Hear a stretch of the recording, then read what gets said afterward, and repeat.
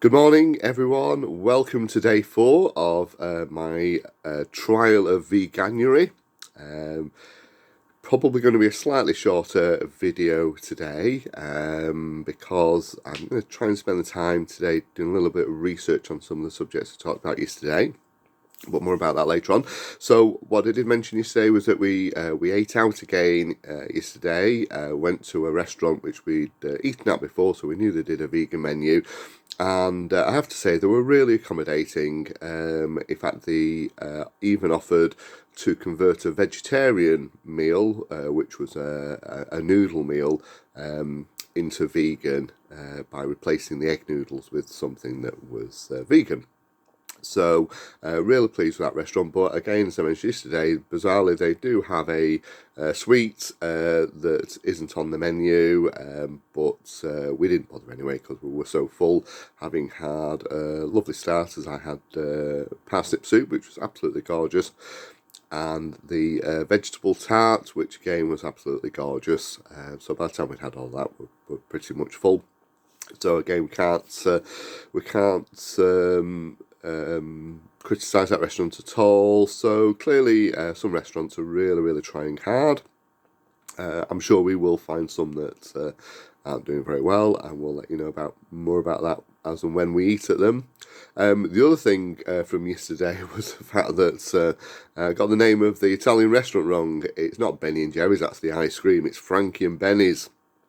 So it was Frankie's and Benny's that we went to, and they've launched a vegan menu. And in fact, I think they've got an advert with meatloaf now. I've just been invited to view that because of social media links and cookies and things like that. So they're now starting to promote that. So as I said, that was a very positive experience there. So again, be interested to see how other chain restaurants do when it comes to veganism. We struggle a little bit with takeaway food, and certainly things like pizza.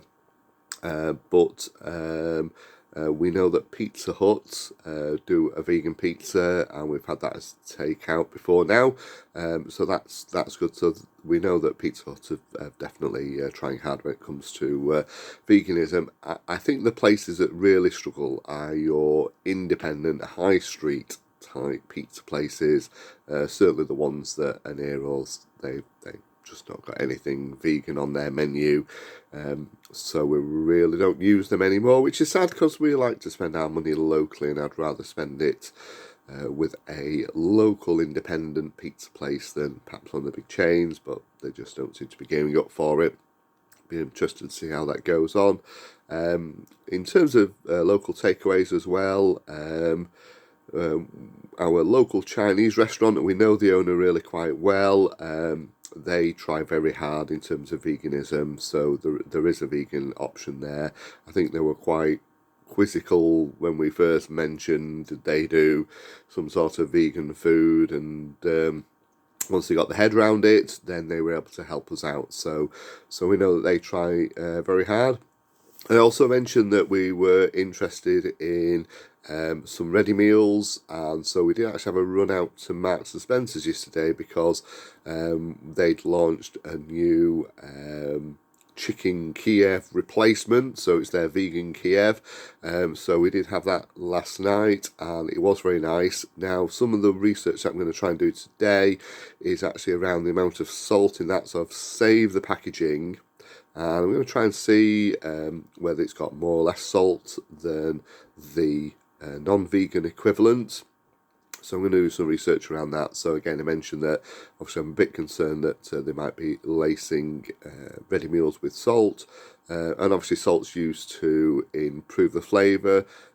So, my concern is that if they're producing a dish that is lacking a little bit in flavour, that they may be adding salt in there to try and compensate for that. And obviously that's not necessarily a good thing. Depends on how much you're exceeding your daily allowance for salt. So I'm going to have a look at that today.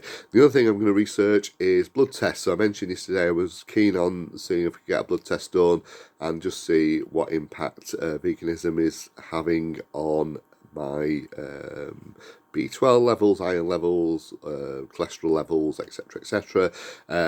So I've tried to compare some online tests, and it's not that easy. There was one website that was really, really helpful.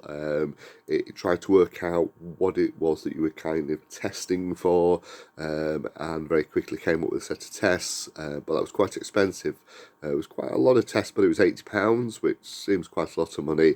I found another online site that isn't quite as straightforward, but their tests are cheaper, so I think they were £50 or less. I think we've got a special offer on at the moment. So I'm going to have a look at that. Probably not going to be able to do much about it anyway, with it being the weekend. So I guess if I do order a test, it's not going to get dispatched till Monday. I guess I won't get it till Tuesday then, so that's the earliest that I can test for. So it gives me the weekend to have a look into that. We're at home a bit more today, so we're probably going to be eating food more at home.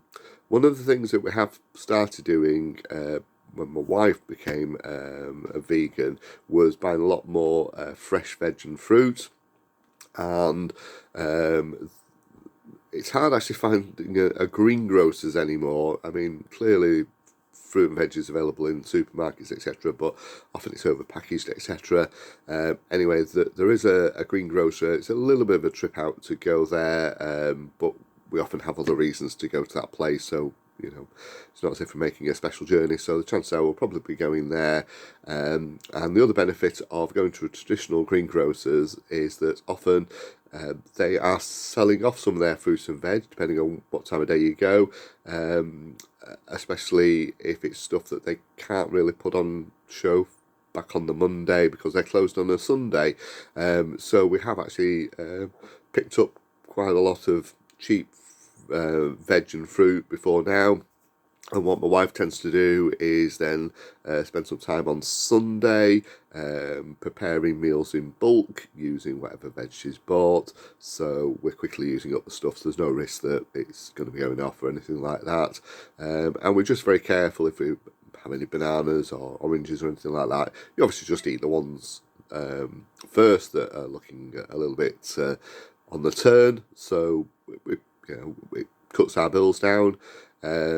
So we'll probably be doing that this morning at some point, and I'll probably have a look at the menu that the Veganuary team sent through when I joined, and see if we can use some of the veg to make some of those meals there. I might even have a look at cooking a meal myself. I do enjoy cooking, but tend not to do.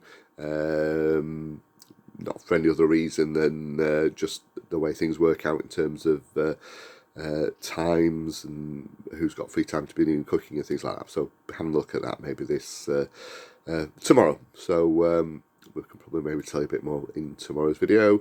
So again, I hope if you're interested in a plant-based diet that these videos are of interest to you. I've actually started to post them on YouTube now. I'm not really quite sure how your YouTube videos get known. I'm letting people on Facebook know about it. So it's the first time I've ever really posted any videos on YouTube. So feeling my way a little bit on those. So not expecting it to go viral or anything like that, but hopefully people are finding them and they're enjoying my journey, and hopefully it's encouraging them to think about it themselves. So have a great day, think about your diets, and certainly check out the Veganuary website and consider signing up. Just to let you know, I'm in no way linked to that organisation. I am just doing it because clearly Veganuary has taken off over the last few years, and I'm sure there are lots of other websites out there that can promote a plant-based diet. But as I mentioned yesterday, I'm sure the people behind Veganuary would be interested to know how many people have actually undertaken Veganuary, and I think there's probably they can generate some stats at the end to see how many people then kept things up. So it'd be useful for a data capture point of view, and that obviously all feeds into things like supermarkets and things like that. Okay, have a great day. I'll speak to you tomorrow.